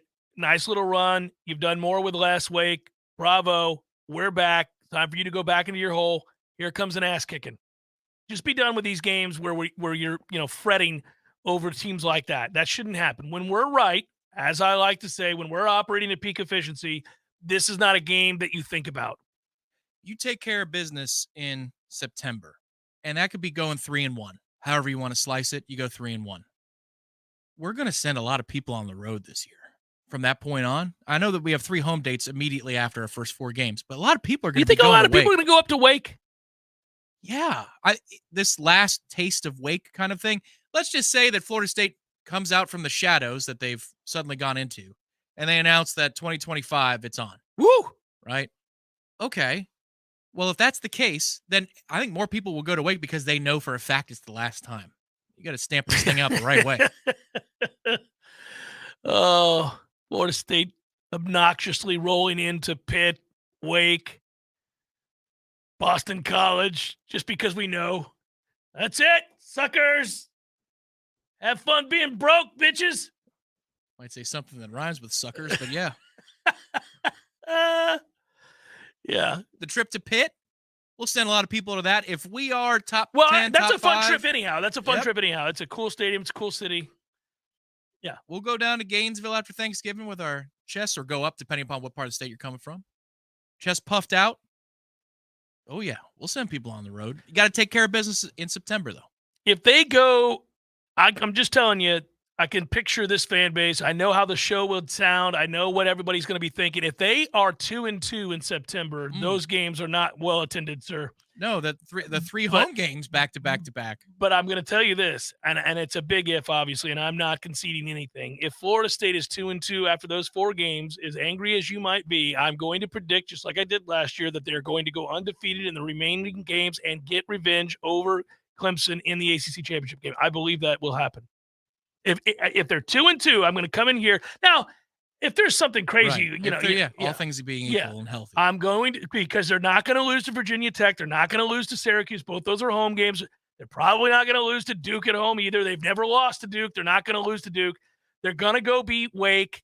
They're going to beat Pitt on the road. They're going to house Miami's ass. Although that game could be a little bit tougher than maybe we thought it would be before. It's nice that it's here, though. It is nice that it's here, and they'll be sky high for it, and we're better. They're not going to lose to North Alabama, and they're going to go beat Florida, who's got quarterback problems. So, yeah, man, I will. And then you'll see the tide turn just like it did last year. You'll have a lot of frustrated people who are losing faith, who are going to say Mike's not the guy, and all those things will happen when you're 2-2. If they are, and it's a big if. I'm giving you worst case scenario. Worst case scenario, if they're 2-2, I'm telling you, I'm still going to sit here and say I think Florida State wins out. Wins out, period. And that includes the ACC championship game. I think they'll win out. Because there's you're an underdog against LSU. For whatever reason you are. So I'm pointing out what Vegas thinks. All right. So if you lose that game, now don't go to Orlando and get beat 38-7. We might have some issues. But assuming that's a close game that could go either way, whatever. I don't want to lose it. I'd love to win it. It matters. It's a big deal. It gives you grace. It gives you, wiggle room. But if you do lose, 34-31 or something, and then you lose on the road in a close game to Clemson, who will also be favored, I know that everybody will jump, but I won't. Word out of LSU camp is they've got secondary issues.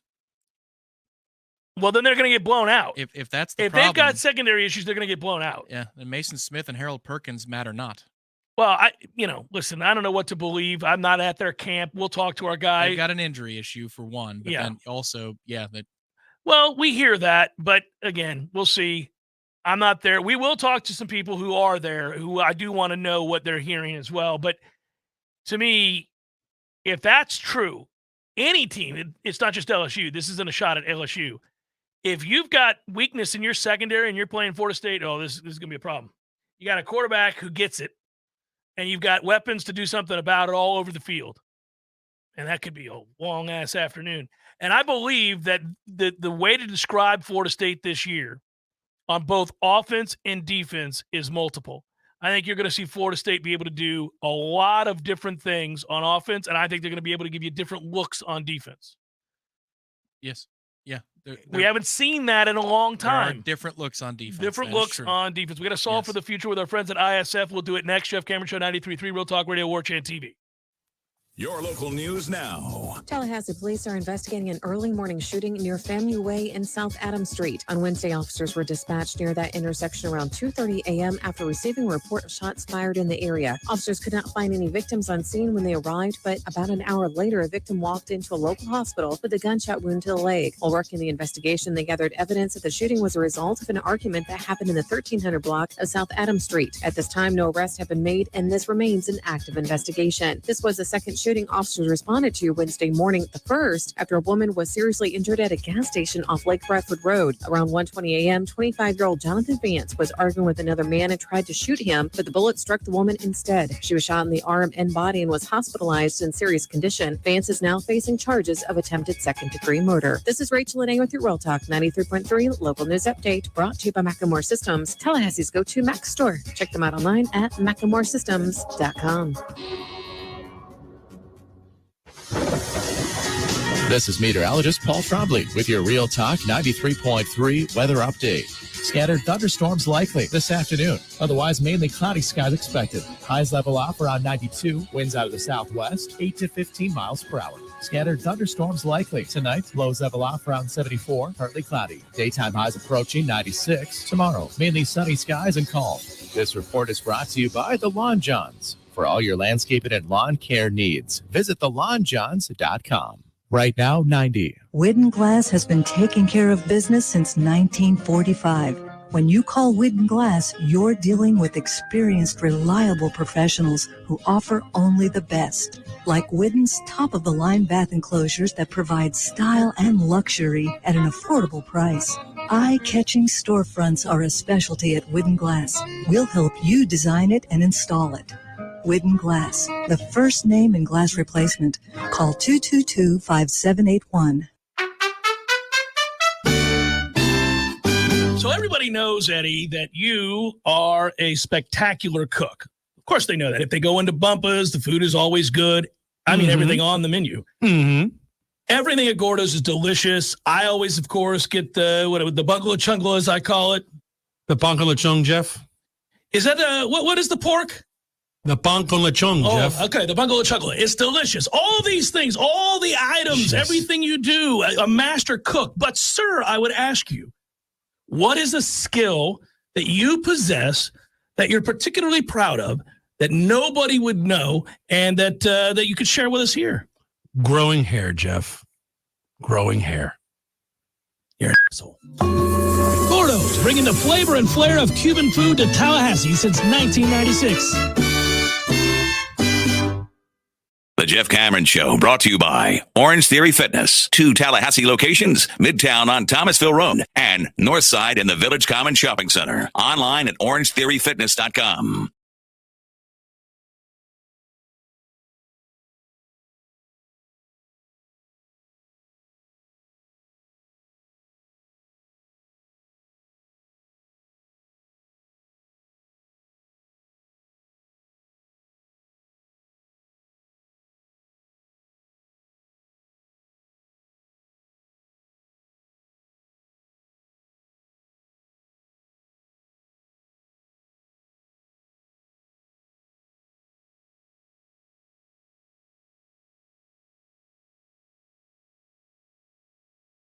For over 40 years as an IT strategy firm. They've got you covered, serving state government, business clients, as I said, across the nation. That's how they roll. They don't go in there and just tell you what you're going to do. They collaborate. They want to hear what you have to say, and then they take their expertise, which helps you solve for the future using strategy, process, and technology. What do you want to solve for today, gang? Got a sense of solving any FSU problems? I don't think we can solve the kicking woes. I think those ebb and flow with confidence levels, and 1 week it's good, 1 week it's not. Can we solve for your reluctance to declare this the revenge tour? Yeah. All right, so you want to call it the revenge tour. It's redundant in that I called it way back when, and it worked. I'm just afraid. I'm just a little timid. That's age that you're willing to admit that, though. That's good. They're not that kind of dominant. Let's just say that as we're solving for the future. I'll tell you FSU's good, really good. And that good may be good enough to go 11-1 and win the ACC. and go to the college football playoff. If you're 11-1 and you win the conference, you're going to go. That's really good. I just remember, Tom, last year, and we've talked about this before, there are a couple times where you watch a team, and I get it. A one-off on a neutral site, you'd say, yeah, they could win that game. They could win that game. But if you're talking about on balance of which roster it is that you think looks like a national championship roster or a dominant, physical, in the trenches, going to move you kind of team, I thought, Georgia looked like that team. But that Georgia team struggled against Missouri, as you pointed out. That Georgia team had some issues, should have lost to Ohio State. All right, fine. Yeah, when you're talking about the very best of the best on a day like that, it can happen, but does FSU feel like that to you? I think that they have the capability, in a way that they did not last year, to go get the football on defense. Okay, well, that is going to be a game changer because they haven't done it in a few years. And if that happens, if that suspicion, and look, there's evidence to it. You read the practice reports if you're a warchant.com member, and you see mission takeaways on Twitter from Adam Fuller. A lot of interceptions out there, man. If they can do that, they can run away and hide from good teams, really good teams, like maybe their first opponent or their fourth opponent of the season. If you grab, they had 8 picks last year. 8 as a team. That's atrocious. If you force Daniels into 2 picks with this offense as consistent as we believe it's going to be, if you force Daniels into 2 picks for LSU, how do you like our chances of winning that football game? They're through the roof, aren't they? Yeah, look, we just beat LSU a year ago, and we kind of dominated the game until stupid blunders late made that interesting. P. Simpson hits on something here. I do think I'm a little less, I'm more reluctant than I was to declare a revenge tour or whatever you want to call it, because Darrell Jackson, I think, is a difference maker, a massive difference maker in games like that. In a game where you're playing Georgia, in a game where you're playing Ohio State, the best of the best, where the rosters really are about how deep are you loaded with 5-star NFL caliber talent.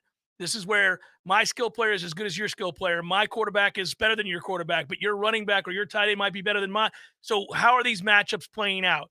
And I feel like the areas of weakness for Florida State would be getting worn down against a physical team that can run between the tackles with a bevy of runners that like we have, for example, and also our linebackers having to cover is a problem. I don't love that matchup. There's only a few teams that can exploit it. Only a few.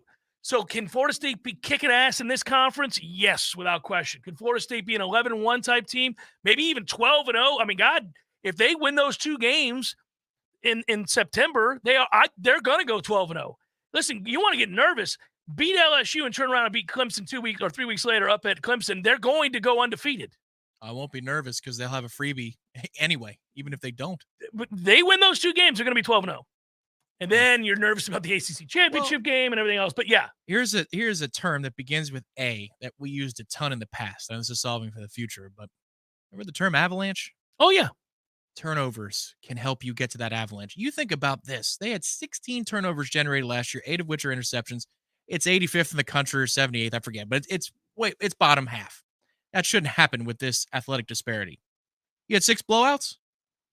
6 blowouts last year? Yeah. And you couldn't get the damn ball away from the other team? Imagine if you do. I understand that those are overmatched opponents, but my point is... And there are a lot of overmatched opponents this year, too. My point is that if you generate... Like there were 2 turnovers against LSU because of the muffed kicks. And we didn't do anything with them. And we did nothing with them. We still controlled the balance of the game. You do something with them, you win that game by 20? Yeah, you go away with it, yeah. Right. If you do that to Clemson, the Klubnik kid on the road, he throws a couple of picks. I'm very impressed with what I've seen in the downhill nature, the way this defense looks for the football. I've talked about that. I talked about it last week. I think it's the biggest difference. There's a mindset. There's an intention. What they're teaching, it's different. How did we smoke Clemson 10 years ago? You would say it's comprehensive when you look back at it. But it was turnovers. They turned turnovers. over. Yeah, but we did also comprehensively smoke their ass. But you don't get to a place where it's a laugher at halftime without a the turnovers, score. Yeah. And then the first play of the game, was it the first play from scrimmage? It was that first Clemson drive. It wasn't the first play, but yeah. But you get a turnover immediately. Mm-hmm. You score. And then there's the Edwards scoop and score. And then LaMarcus has a pick when he shouldn't have been where He's he in the was. wrong spot, yeah. But I mean, that's how it turns into a laugher. I agree. If they can create turnovers, look, I do think, and that's another thing about Daryl Jackson. Like, I think they were going to win more first downs if they had him in there against the run. I think they would have had an opportunity to create even more third and long situations, which directly lead to turnovers. Now you're pinning your ears, and you got a first round draft pick coming off the edge, and a kid who's going to be all ACC off the other side. You've got, in that case, third and long, and trust with zone eyes to go make plays. I agree with you. The loss of Daryl Jackson really upset me because I think that might be the very difference between winning a playoff game and not. Yeah, the frustration there would be, how do you get to third down or second and obvious? You know, how do you get to obvious down and distance? Well, one of them is you keep scoring and they come up empty with one possession, and now they've got to change their game plan. Yeah. But I think if you can get your opponents, that's the goal here. Without Daryl, he would help immensely in getting to obvious situations. But if you can get there with what we've seen from Braden Fisk, with what we've seen, Jared Verse, I mean, that dude is a menace. But, I mean, you've got a lot of guys, Dennis Briggs, Josh Farmer. Oh, yeah. But you've got a lot of guys that can get home, and you don't have to bring extra bodies to do so. You complement that with guys who are now looking for the football, getting downhill on it. Man, that's the recipe. It would be since 2013 that we saw a defense that brutalized offenses, that treated with blatant disrespect offenses, that just manhandled offenses and made plays on the football. There was a general disregard for your humanity in your life in 2013. It was unbelievable. I did think 2015 was a championship caliber defense. It was a good defense. We just we didn't have a quarterback. And they hit and they did a lot of things. You're right. But no, I'm saying it's been a minute since you felt bad for opposing offenses. Maybe this is a year. Maybe. Now, that's interesting. You say it that way, and I don't think this is. I don't think this is a team that's right. going to impose and have right. Well, 2010 was, and that was a flawed to hell defense. I mean, I'm not saying they can't be good, and I'm not saying they can't win the ACC if they're not that. I'm saying that those teams that win a national championship have that to them. They have something to them. There's a nastiness. This front does. I think the front does the front too. Most certainly does. I need the others to come along for a ride. That would solve for the future. Yeah, that if you want to, if that future is talking about playing for a national title, it's not the offense. The offense, I'm telling you, I think we set it and forget it with the offense. I think they're going to be great. There's always a game where you play poorly or the weather's inclement or whatever it might be. But you know what I'm saying. I think that offense is geared up and prepared to play against any defense in the country and have success. That's all you can ask for. Whether or not they do on a given day, well, that's why they play the games. It's not on paper. Got it. But they are equipped to do it. And Mike is a good offensive coordinator. Alex Atkins is a good offensive coordinator. They're a good game planning duo. They're going to be fine. Defensively, there's a lot of pressure on that coaching staff. Now, we're already seeing the gains because of the change on the back end of that coaching staff, which we're both excited about. And I really wanted to see it happen. It looks like it's happening, and we're seeing the fruits of their labor. But it's a big year for Adam Fuller. He's got to show and prove. And I think it's a big year for Randy Shannon. I think it's a big year for the defense, period. There's plenty of guys, we're two fingers back to you, have a big year. You are equipped. You have speed, you have depth, and your front line on that defense is good, really good. There's really not a reason for you not to be good, even dominant at times. That's how the Avalanche begins. That would solve for their future. That would be a championship caliber future if, in fact, they can get those turnovers and play aggressively. Nasty. Play with an edge. Not just, hey, we don't suck. Look at this. We're pretty good. That's not the mentality. I want, we're going to kick your ass. This is going to be dominant. This is going to be ugly. This poor quarterback. This is going to be a long day for this poor kid. They can't block us. ISF.com to learn more about ISF. We love them as collaborators. Come back, wrap it up momentarily. Now go call Seminole Glass. They'll get on the road and get it done fast. They handle any kind of broken glass, and you know who they are. You do know who we are. Your local family-owned glass company, proudly serving the Big Bend for over 16 years. When you have auto glass damage, don't be steered by your insurance company. Let us help you with that. Better call Seminole. Tax-free days are over everywhere but Fulmer's, that is. Now through Labor Day, we're going to pay the sales tax on everything you're buying at Fulmer's. And to keep it simple, Fulmer's will pay the sales tax on everything at both locations: bikes, TVs, lawn equipment, tools, watches, jewelry, laptops, and Apple products. If it's in our store, you'll buy it and pay no tax. You'll pay no tax on many items that are already marked down, some as much as 70% off. Hurry to either Fulmer's location and pay no tax through the end of the month. Fulmer's, more than you might expect. With 2 great locations. This is Alex from Fulmer's. We've been buying gold and silver jewelry, fine watches, and other collectibles for over 45 years. But did you know Fulmer's buys and sells gold and silver coins, bars, and bullion? Don't get scammed online or pay high shipping and handling fees. Call or stop by Fulmer's for a quick and easy quote. No matter if you're new to investing in bullion or have been collecting a lifetime, Fulmer's is your local source for buying, selling gold and silver coins and bullion. Fulmer's, more than you might expect, with 2 great locations. Someone who thought texting was a better idea than stopping for a traffic light slams into your rear bumper. Now your back is injured and you've got to be at work and rehab, all without a car. I'm Dana Brooks of Basic Brooks Law Offices, and we hear stories like this every day. You shouldn't pay for someone else's mistake.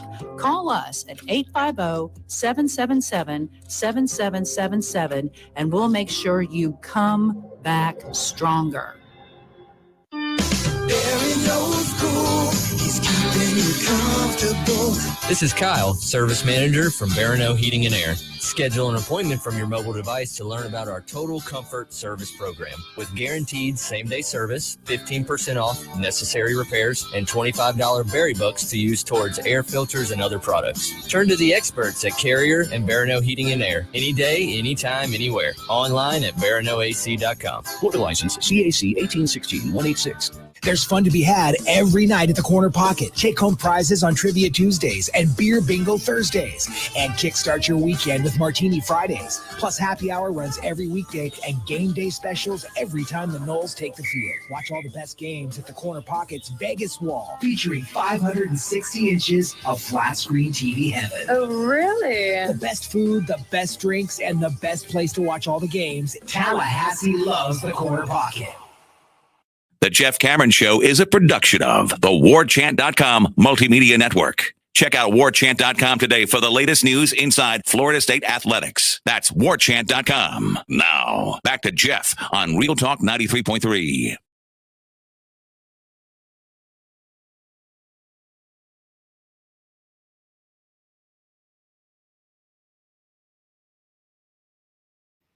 Tickets are available now. Tickets are available now for the Tallahassee Quarterback Club's 74th annual kickoff dinner. 74th, wow. 75th? Oh, what are you looking at? Oh, happy 75 years. It says 74th. Yeah. Is it 75? Either way.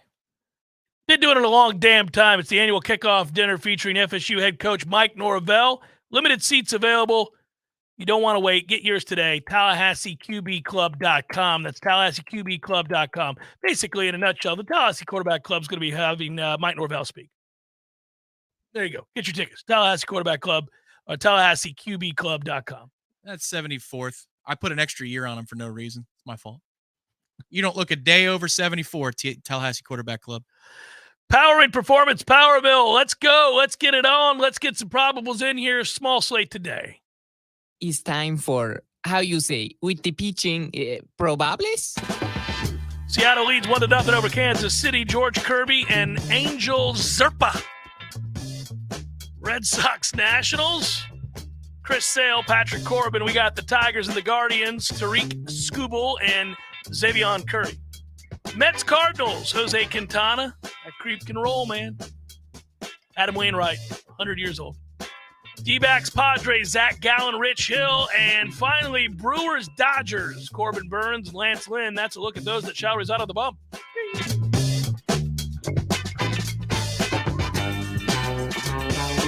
Tom, I didn't see it, but you can inform me if it's true. It may be. I didn't. Did you guys sweep us?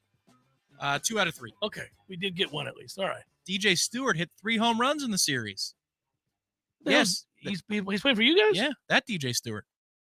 He hit 3 bombs against the Pirates. He did, 2 of which were prodigious. That's when he hits them. Those they tend to be. I I didn't know that he was no longer an Oriole and didn't know. Yeah, so a former Pirate. We've got Vogelback, who has been terrible. And he's got 9 home runs and 220 at-bats this year for the Mets. Wow. DJ Stewart, in the same amount of at-bats, would have 19. So maybe the Mets are thinking about a new lefty DH. You know, one of the things I like that we fleeced the Mets. We gave you Vogelback, and we've had a very valued middle reliever who has done a great job for us in Holderman, right? Didn't we get Holderman? Yes, he's been Holderman good. was good. Vogie was good last year. He's a bum now. We got rid of him. Yeah. Good work out of you. Good job, Director Matthew. I'll be out tomorrow. You guys know why. I'll be back Monday, raring to go, I do believe. Peace.